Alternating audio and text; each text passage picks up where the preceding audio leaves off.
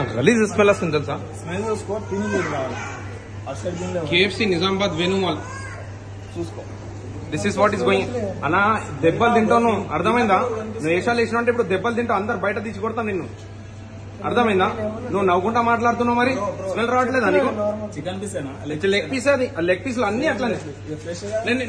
నేను ఇప్పుడు తీసేస్తే ఈ పడేసిండు. ఇద్దరు ఒకటే వచ్చింది. వేషాలు వేస్తున్నావు, గుర్తాపాల్సిందా? లేకపోతే బ్లడ్ అది నాకు తెలియదా? అంటే అట్లా సర్చ్ చేస్తారు. అది అతను కూడా సేమ్ కాదు సామె బ్రో, సేమ్ బ్యాడ్ స్మెల్, గలీజ్ స్మెల్ వస్తుంది. అది ఎప్పటిది? అది అవి ఫ్రోజన్ చేసినా ఎన్ని సంవత్సరాలది? అరే స్మెల్ వస్తుంది బ్రో. మీ మేనేజర్ని పిలువు భాయ్, మీ మేనేజర్ని పిలువు. నాటకాలు వేస్తున్నా,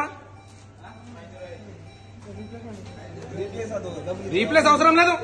మీ మేనేజర్ని ఇలా ఫైన్ వేపిస్తా, మాకు ఇలా గుద్ద వల్ల కొట్టేస్తా. నవ్వుతున్నాడు సిగ్గు లేకుండా. ఎందుకు నవ్వుతున్నాను?